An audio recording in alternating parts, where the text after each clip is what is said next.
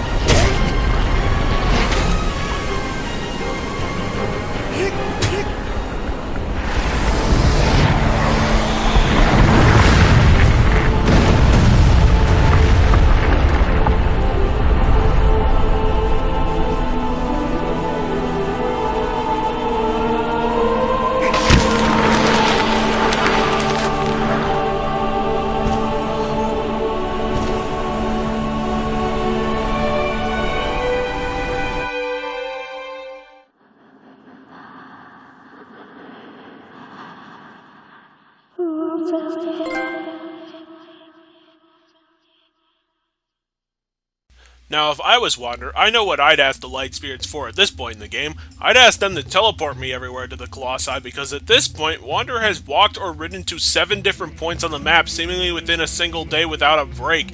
Agro must even be feeling exhausted at this point. I bring this up because the next Colossus is probably one of the farthest away ones in total frickin' distance.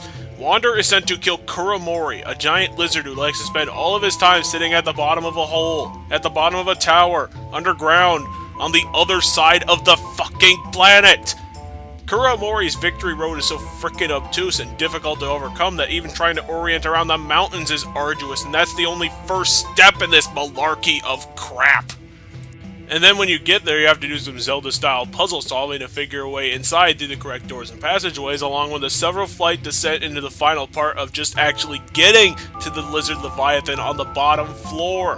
Holy God, how did it take this long to find him? And that's not all. You found the lizard, now get ready to fight it. Kuromori is armed with his small arena, allowing him to literally walk all over Wander from the get-go, and it only ends up worse when he starts tossing around his laser attack, lightning balls, at your face at crazy speeds, not allowing for dodging if you're fighting him up close. Now when I say laser attack in that last sentence, I don't mean the specific lasers that are used for light-based tests in science, but rather a personal video gaming trope definition, and in order to illustrate my point clearly, here's a few examples of what I consider to be laser attacks. Devil Ansem's laser attack, Zigbar's bullet storm attack, and finally Metal Gear Rex's laser attack. The definition of laser for me is an attack that is frequently used, straight shot, fast projectile attack that requires great deals of dodging skill. Frequent additions to this trope are actual lasers, incredibly numerous gun attacks, lightning, or variations on magic missiles. These types of attacks are incredibly annoying because of how often they are used and how the ability to dodge them needs to be pinpoint perfect or it'll be a health bar killer. To reiterate, Kuromori's lightning ball attack is incredibly dangerous at close range because of its speed and splash damage when it hits, so fighting it up close has to be done strategically. But even if you decide to finally get up into the rafters with the missing windows that just scream sniper's vantage, Kuromori's lightning can still get you if you're not careful, again being a health slicer. However, while this attack is a great advantage for Kuromori, it also adds a fatal flaw, his weakness. See, Kuromori, beyond being giant and electrically charged, is just a normal lizard. And you've just set up Camper's Shop above Kuromori. And, without omnidirectional sight, Kuromori has to improvise and try to find you. At this point, Kuromori more or less has locked onto your location since you've been sniping him from 3 stories up, and so he begins to climb up the walls like a noob. So the game starts leaning on your shoulder and asks, "Hey Dingus, what could you possibly do to that guy while he's climbing slowly up the walls? It's such a complex riddle, I'm not sure what you're supposed to be doing right now." After you've figured out, you do stop Kuromori in his tracks by shooting him, and he falls down onto his back for a good amount of time. His weak point is shining for all the world to see, so at this point it's rinse and repeat until the lizard ends up deader than flush New York baby alligators. Wink wink. Okay, let's poke the theory bear another time and just put some scores on this guy, lizard, boss, thing. Gameplay. Giving Kuromori the power of lightning was probably a better idea than anything else because it balances out his completely flawed weakness that leaves him wide open for a good 20 seconds, which leaves the player getting completely dog-screwed if they end up on the bottom floor after Kuromori starts rolling over. But getting even with the son of a bitch is still worth all of the time tanking, regenerating health, and setting up Camper's Shops, perfectly to the point where I could still award a good 7 2/3 Triforces for being creative and cathartically evil. Story. Now, if Hydrus and Barba were isolated, then Kuromori is on its own frickin' planet altogether. It'll take you a time and a half to even locate this guy because of where the designers of the video game decided to stick his scaly ass. He's so difficult to find I can't believe anyone even knows he exists, probably due to the Colossi's energy signatures or some other type of sci-fi nonsense in a fantasy game of all places. Anyway, Kuromori probably symbolizes the alone and isolated feeling that Shadow of the Colossus likes to imprint upon all of its Colossi by leaving no overworld enemies except the frustrating mountain traversals that leave the player going wrong ways for 15 minutes until they find the correct side roads. Overall, Kuromori fits the aspect of the game perfectly, if his characterization beyond that is entirely uninteresting. I'll give Kuromori props worth of 9 Triforces for being the most lost son of a bitch in this game. Fun. Like I said previously, Kuromori's main method of attack is a laser-style lightning attack which can hit players 4 stories up while they're setting up shop and completely wreck their faces before they know what the fuck on the ground floor.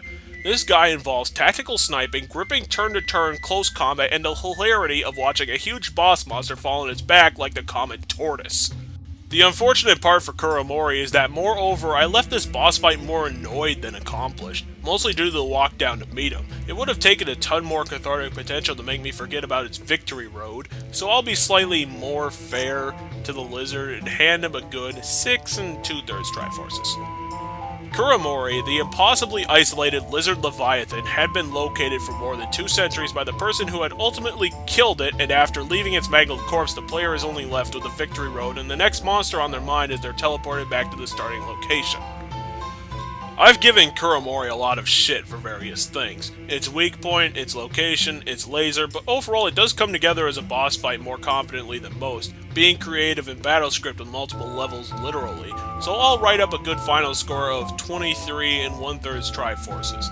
Next Colossus is going to be fun on the run, so I'll see you next time, and finally I leave you with a victory for games. See y'all later.